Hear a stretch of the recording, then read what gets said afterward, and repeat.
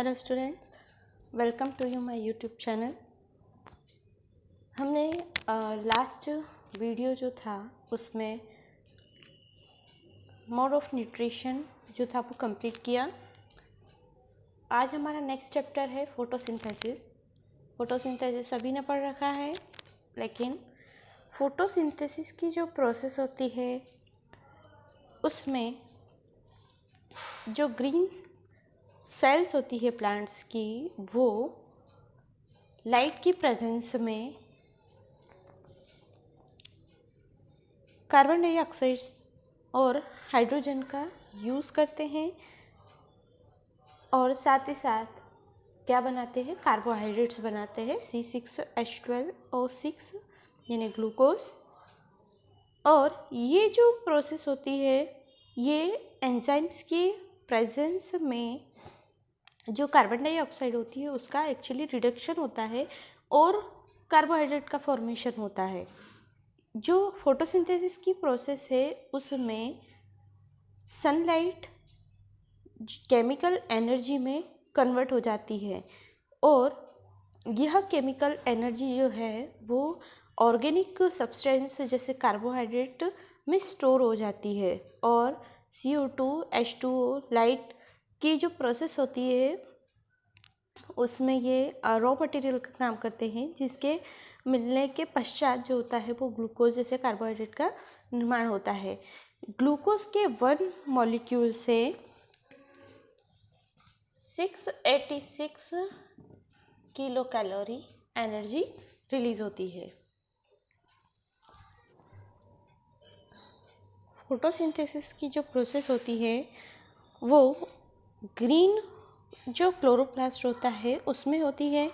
सबसे पहले तो जैसे जो प्रोकैरियोटिक पौधे होते हैं, प्रोकैरियोटिक जैसे कि बैक्टीरिया हो गया या ब्लू ग्रीन एल्गी हो गया, उसमें जो क्लोरोफिल होता है वो वेल डेवलप्ड नहीं होता है।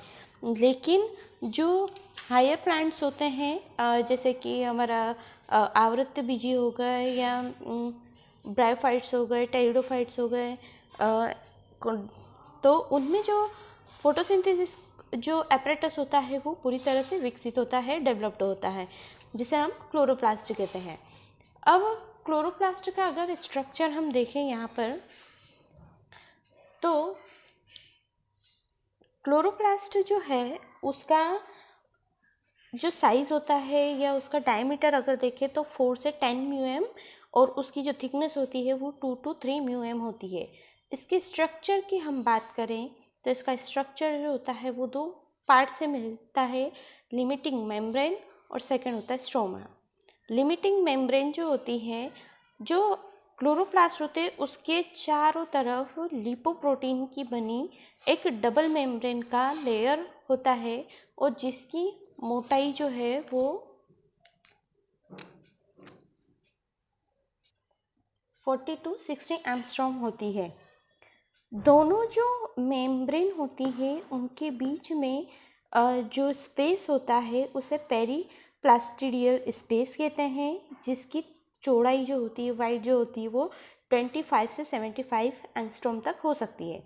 अब सेकंड पार्ट है इसका स्ट्रोमा, अंदर की तरफ वाला पार्ट जो है स्ट्रोमा कहलाता है। प्लाज्मा मेम्ब्रेन के अंदर जो प्रोटीन युक्त पारदर्शी बोल सकते हैं, ये ट्रांसपेरेंट सब्सटेंस जो होता है जिसे मैट्रिक्स या स्ट्रोमा कहते हैं। स्ट्रोमा में स्टार्च के मॉलिक्यूल्स और ऑस्मोफिलिक ड्रॉपलेट्स भरी होती हैं। स्ट्रोमा जो होता है वो ट्रांसपेरेंट और प्रोटीन युक्त होता है, जिसके कंपोजिशन जो होता है वो साइटोप्लाज्म के जैसा ही होता है, उसके समान ही दिखता है।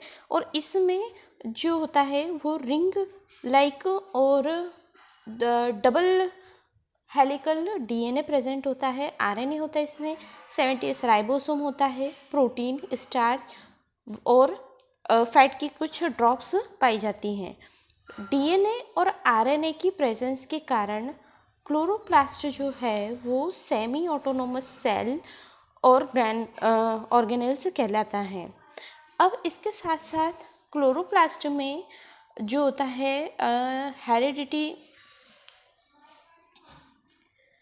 हेरिडिटी सिस्टम या आनुवंशिक तंत्र होने के कारण अपने डीएनए, आरएनए एंड राइबोसोम की सहायता से अपने प्रोटीन एंड एंजाइम का जो फॉर्मेशन है वो खुद ही कर लेता है।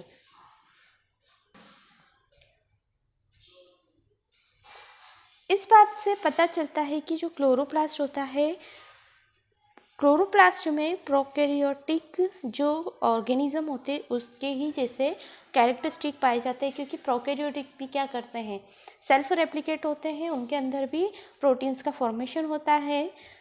अब बात करते हैं ग्रेना की।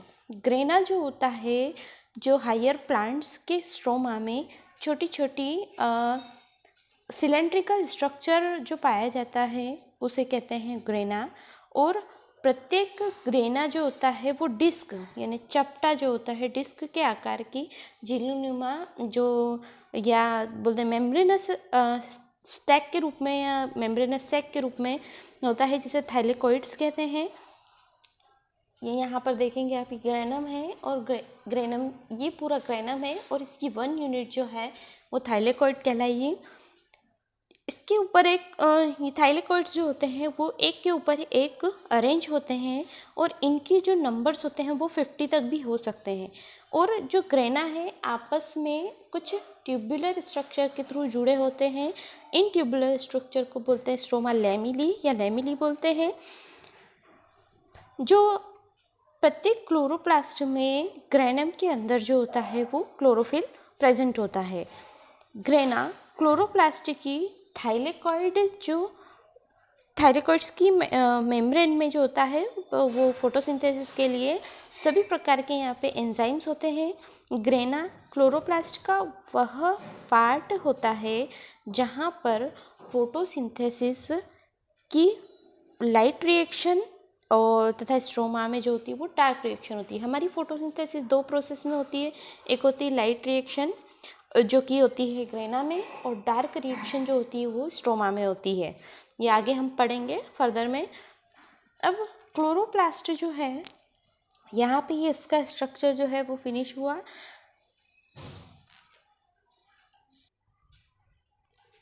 नेक्स्ट है हमारा मैकेनिज्म ऑफ फोटोसिंथेसिस। सभी को पता है फोटोसिंथेसिस होता है, लेकिन ये भी अलग अलग, इसमें भी अलग अलग प्रोसेस होती हैं फोटोसिंथेसिस में।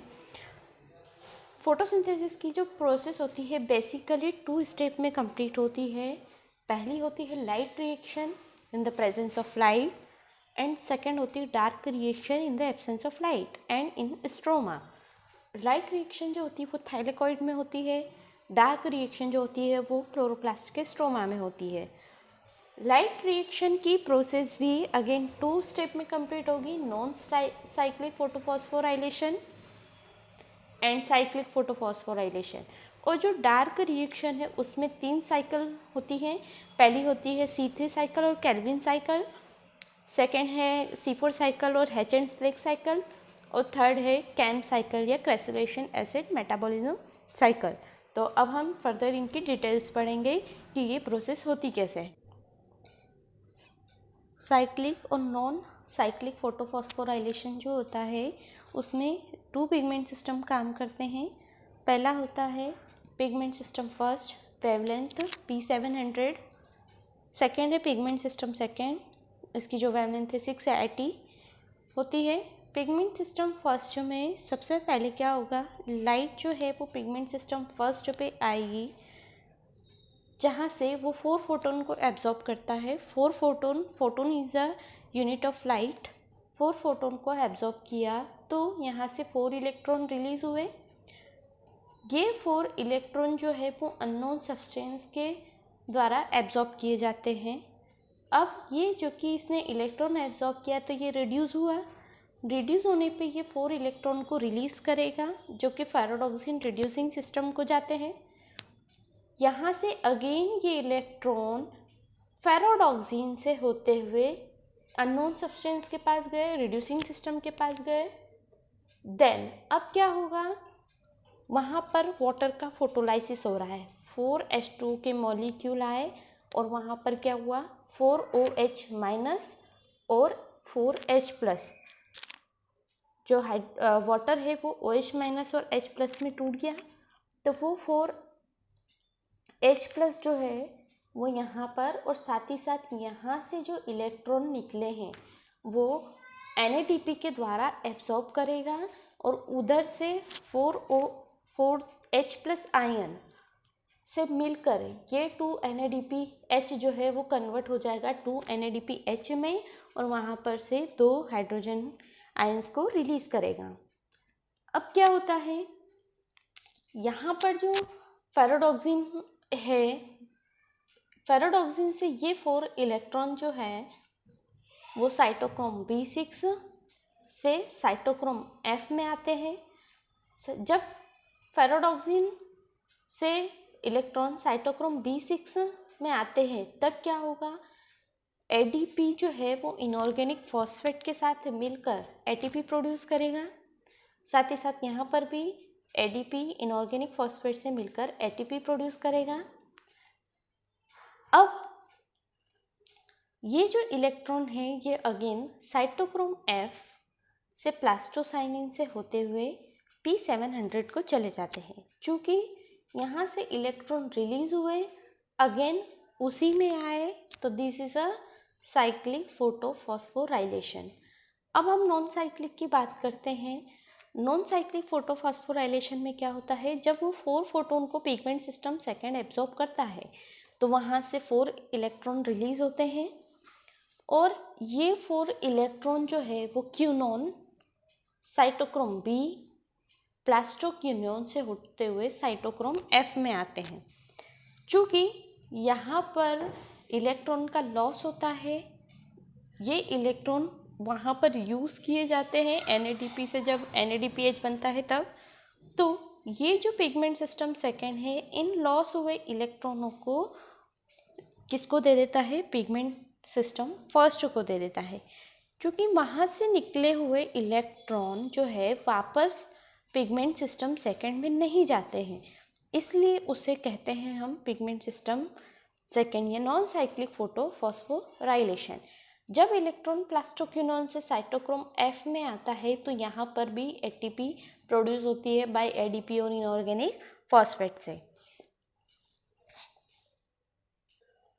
और ये जो लाइट रिएक्शन में यहाँ पर ATP के मॉलिक्यूल्स बने हैं और NADPH के मॉलिक्यूल बने हैं, ये मॉलिक्यूल जब डार्क रिएक्शन होती है तो उसमें CO2 के रिडक्शन में काम आते हैं। इस प्रकार जो ATP और NADPH2 होते हैं वो सनलाइट की एनर्जी को जो है वो जो डार्क रिएक्शन तक पहुंचाने के एज अ कैरियर काम करते हैं, और ATP और NADPH2 जो है एक साथ एसिमिलेटरी पावर तथा NADPH2 को अकेले रिड्यूसिंग पावर भी कहते हैं। यहाँ पर हमारा जो है साइक्लिक फोटोफॉस्फोराइलेशन और नॉन साइक्लिक फोटोफॉस्फोराइलेशन फिनिश होता है। नेक्स्ट वीडियो में हम डार्क रिएक्शन पढ़ेंगे।